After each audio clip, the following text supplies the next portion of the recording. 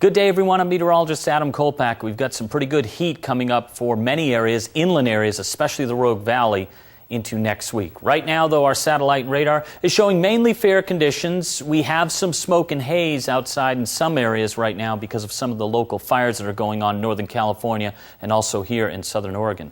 Because of the heat, an excessive heat watch is in effect from Monday morning through Thursday evening in this shaded region, basically from the valleys west of the Cascades, all the way through Siskiyou County here in the Rogue Valley, and then north towards Douglas County, up towards Roseburg. Temperatures are expected to be anywhere from 98 to 115 for highs, and lows will be in the 60s and 70s. Some of the hottest temperatures will probably be down towards Happy Camp, but even here in the Rogue Valley, there is a possibility next week where we could have some temperatures flirting with 110, if not maybe even a little bit higher than that. All right, because of the hot temperatures this weekend, inland areas will be in the 90s and 100s for highs, and lows will be in the 50s and 60s. Please stay hydrated and use sunscreen. Take plenty of breaks. Never leave pets or children in a closed vehicle, and check on the sick and elderly. The problem here is the numbers are only going to be hotter for next week. So again, all these common sense things will stay in effect for next week. Why are we getting the heat? Because we have an upper level high pressure system that's going to be building in from the east to the west. Here's our upper level low. This is where the cooler air is. I'd love to put this right over us, but that's not going to happen.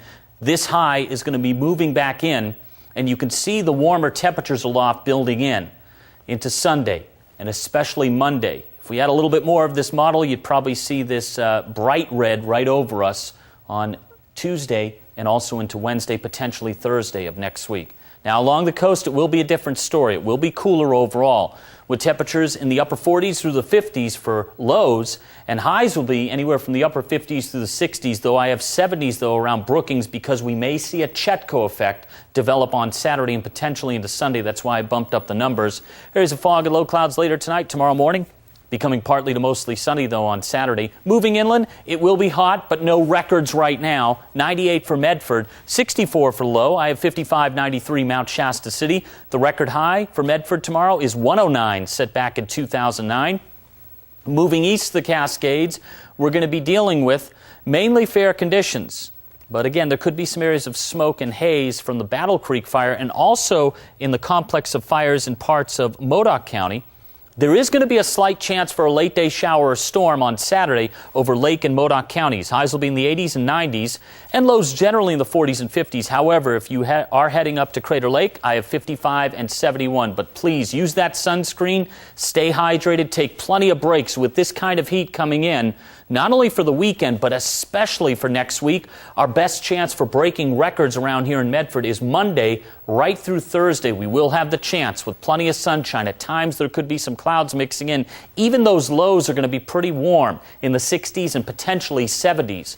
For the Klamath Basin, I have highs generally from the upper 80s through the 90s. You may be flirting with 100 early next week.